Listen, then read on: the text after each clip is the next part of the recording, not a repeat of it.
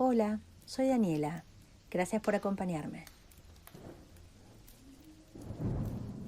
William Cuthbert Faulkner fue un escritor estadounidense, reconocido mundialmente por sus novelas experimentales y galardonado con el Premio Nobel de Literatura en 1949. También escribió relatos, guiones cinematográficos, ensayos y una obra de teatro. Faulkner es considerado universalmente como uno de los más importantes creadores de la literatura estadounidense en general y de la literatura sureña en particular, y como uno de los principales modernistas estadounidenses de la década de 1930, y conocido por su uso de técnicas literarias innovadoras. En su adolescencia, Faulkner comenzó a escribir poesía casi exclusivamente. No escribió su primera novela hasta 1925. Sus influencias literarias fueron profundas y amplias. William Faulkner, que arrastró problemas con el alcohol durante gran parte de su vida, siguió escribiendo tanto novelas como cuentos hasta el día de su muerte. El título de este relato refiere a la melancolía de habitar en lugares con abundante vegetación y opera como un documento que testimonia algunas creencias personales del autor, así como un ensayo o experimento acerca de cuestiones que le interesaban particularmente. Hoy escucharemos Ninfolepsia, de William Faulkner.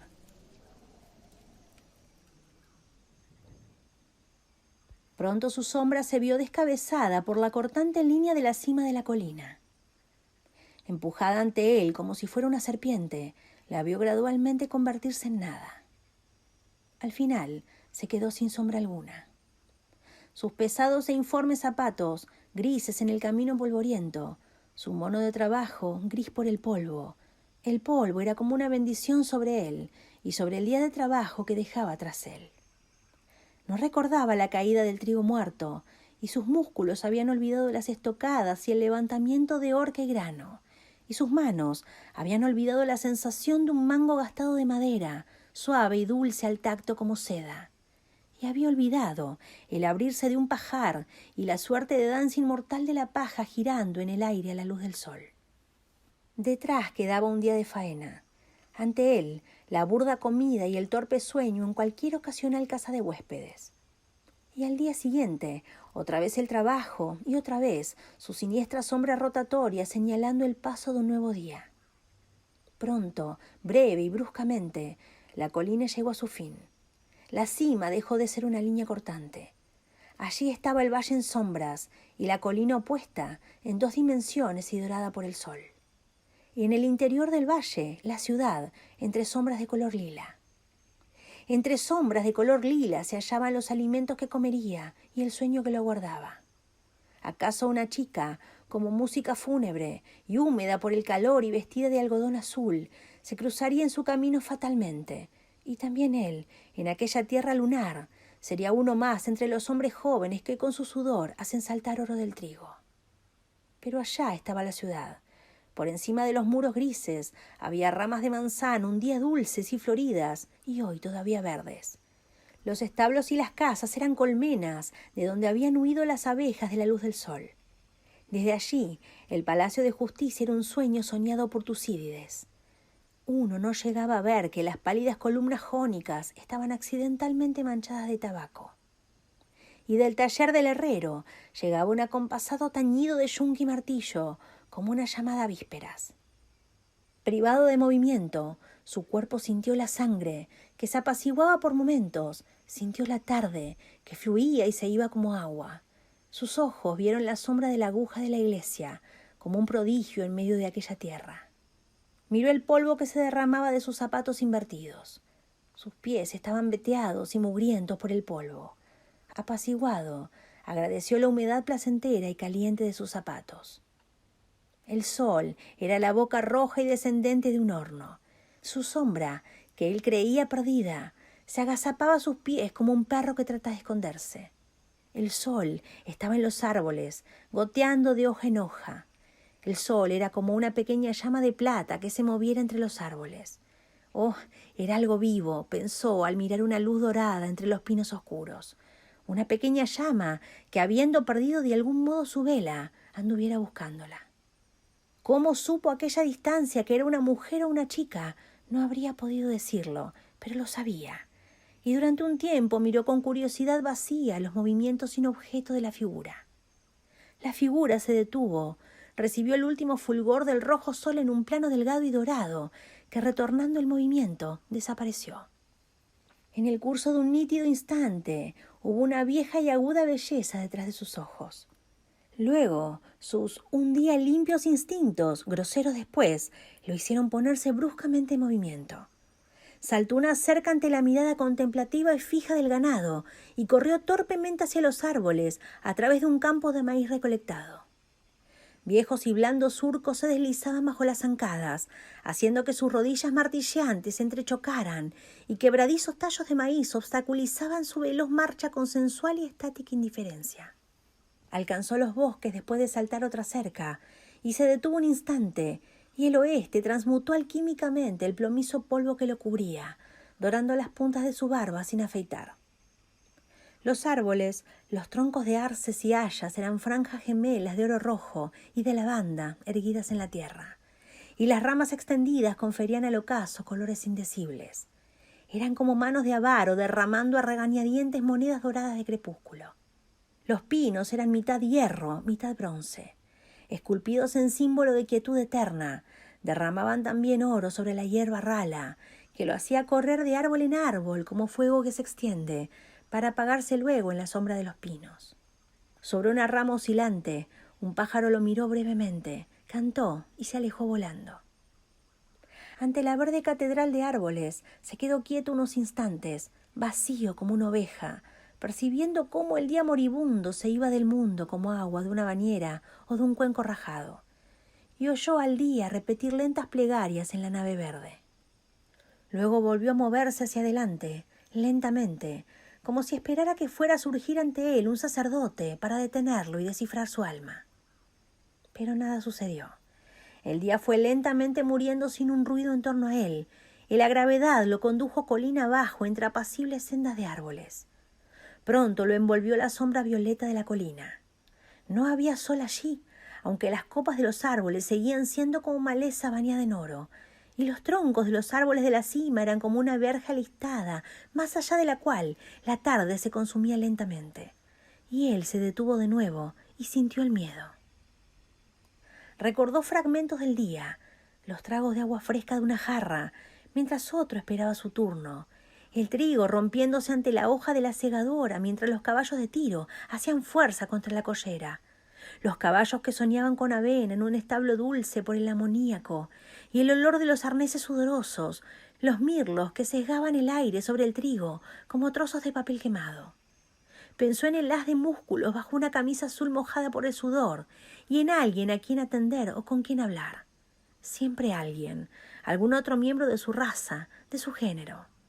El hombre puede falsificarlo todo, salvo el silencio. Y en aquel silencio conoció el miedo. Porque había algo que ni siquiera el deseo del cuerpo de una mujer tenía en cuenta. O que, al utilizar tal instinto con el propósito de apartarlo de los caminos de la seguridad, en donde otras gentes de su género comían y dormían, lo había traicionado. Si le encuentro, estoy a salvo, pensó, sin saber si lo que quería era la cópula o compañía. Allí no había nada para él. Las colinas que descendían en ambos lados, que se aproximaban, que sin embargo se hallaban separadas por un pequeño arroyo. El agua discurría parda bajo alisos y sauces, sin luz, y parecía inhóspito y oscuro. Como la mano del mundo, como una línea en la palma de la mano del mundo, una arruga insignificante. Sin embargo, podía ahogarse en ella, pensó con terror, mientras miraba revolotear sobre ella a los mosquitos, mientras miraba los árboles calmos, indiferentes como dioses, y el remoto cielo, que era como un sedoso paño mortuorio que ocultara su disolución repulsiva. Había pensado que los árboles eran una cantidad determinada de madera, pero aquellos tan silenciosos eran más que eso. La madera había servido para hacer casas que lo protegían. La madera había alimentado el fuego que lo calentaba, le había dado calor para cocinar su comida. La madera había servido para hacer barcos que surcaban las aguas de la tierra. Pero no estos árboles. Estos lo miraban fija e impersonalmente, tomándose una venganza lenta.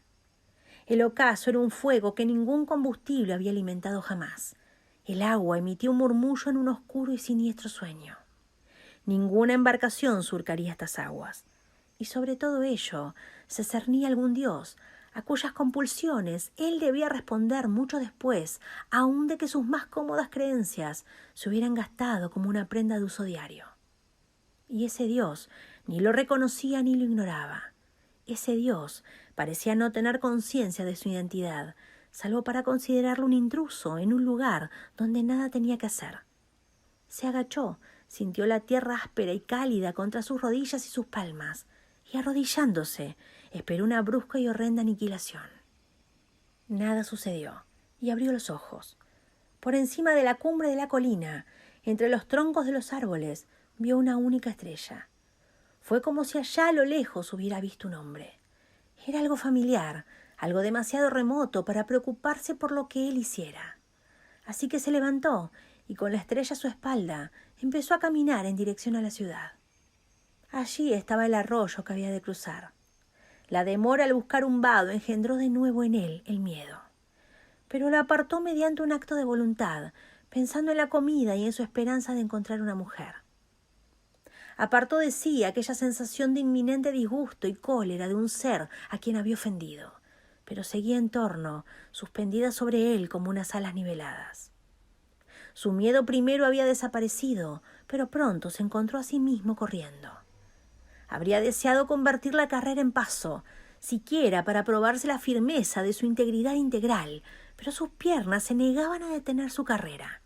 Allí, en el crepúsculo evasivo, había un tronco que hacía de puente en el arroyo. «Camina sobre él, le dijo su sentido común, pero sus piernas le impelieron a tomarlo a la carrera. La corteza podrida se escurrió bajo sus pies y se desprendió y cayó sobre el oscuro y susurrante arroyo. Fue como si él, aún en la orilla, hubiera resbalado y se debatiera por mantener el equilibrio mientras maldecía su cuerpo torpe. «Vas a morir», dijo a su cuerpo, y volvió a sentir en torno aquella inminente presencia, una vez que su concentración mental se vio vencida por la gravedad. Durante un fragmento detenido de tiempo sintió, a través de la vista, sin mediación del intelecto, el agua oscura a la espera, el tronco engañoso, los troncos de los árboles latiendo y respirando, y las ramas como una invocación a un dios oscuro y oculto. Luego los árboles y el cielo exaltado de estrellas describieron un arco ante sus ojos. En su caída estaba la muerte y una risa triste y burlona. Murió una y otra vez, pero su cuerpo se negaba a morir.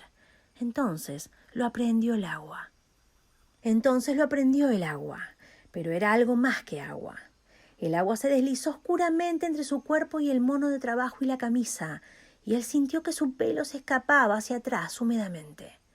Pero sintió que un muslo sobresaltado se escurría bajo su mano como una serpiente. Sintió una pierna veloz entre oscuras burbujas, y hundiéndose ya, la punta de un pecho le raspó la espalda.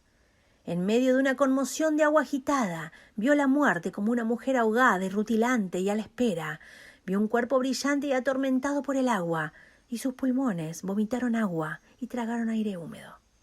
Agua turbada golpeada contra su boca, tratando de entrar en ella, y la luz del día, aprisionada bajo el arroyo, saltó de nuevo sobre la superficie en forma de ondas. Relucientes planos de luz incidían y quebraban la superficie y se alejaban de él. Y pisoteando agua, sintiendo los zapatos empapados y el pesado mono de trabajo, sintiendo pegado a la cara el pelo, vio cómo ella, chorreando, ascendía oscilante por la colina. Él avanzó agitando el agua, persiguiéndola. Nunca parecía alcanzar la orilla opuesta. Sus ropas, pesadamente empapadas, se pegaban a él como sirenas importunas, como mujeres. Vio el agua quebrada de su empeño coronada de estrellas. Al fin se vio a la sombra de los sauces y sintió bajo su mano la tierra húmeda y resbaladiza. Aquí y allá, raíces y ramas.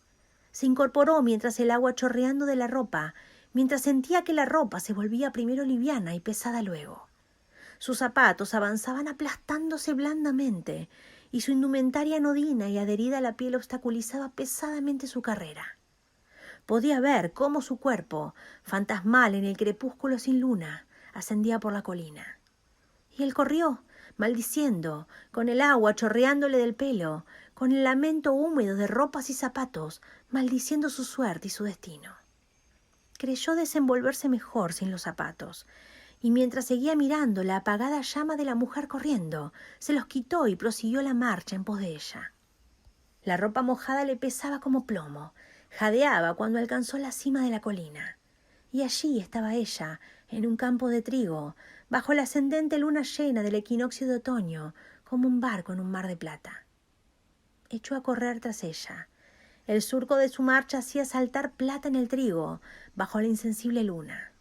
Plata que se alejaba de él en ondas, y se apagaba y volvía a ser oro intocado y sin brillo del grano erguido. Ella estaba ya lejos, y la perturbación de su paso por el trigo se esfumaba siempre antes de que él llegara. Más allá de la onda que el paso de la mujer levantaba en arco a ambos lados, él vio cómo su cuerpo se internaba en una franja boscosa, como la llama de una cerilla. Luego ya no la vio más. Sin dejar de correr, cruzó el trigo dormido sobre la tierra lunar y se adentró entre los árboles, fatigado ya. Pero ella había desaparecido y él, en una oleada recurrente de desesperación, se echó a tierra boca abajo. «¡Pero yo la toqué!», pensó, sumido en una auténtica agonía de decepción, sintiendo la tierra a través de sus ropas húmedas, sintiendo las pequeñas ramas bajo los brazos y la cara. La luna seguía ascendiendo. La luna navegaba como un barco cargado y grueso ante un alisio sur, mirándole con rotunda complacencia. Y él se retorció pensando en el cuerpo de ella bajo su cuerpo, en el oscuro bosque, en el ocaso y en el camino polvoriento que deseó no haber dejado. «¡Pero yo la toqué!», se repitió, tratando de levantar sobre tal certeza una consumación incontrovertible. Sí, su muslo veloz y asustado, y la punta de su seno, pero al recordar que ella había huido de él impulsivamente, le resultaba más insufrible que nunca. «No te hubiera hecho ningún daño», gimió. «No te hubiera hecho daño en absoluto».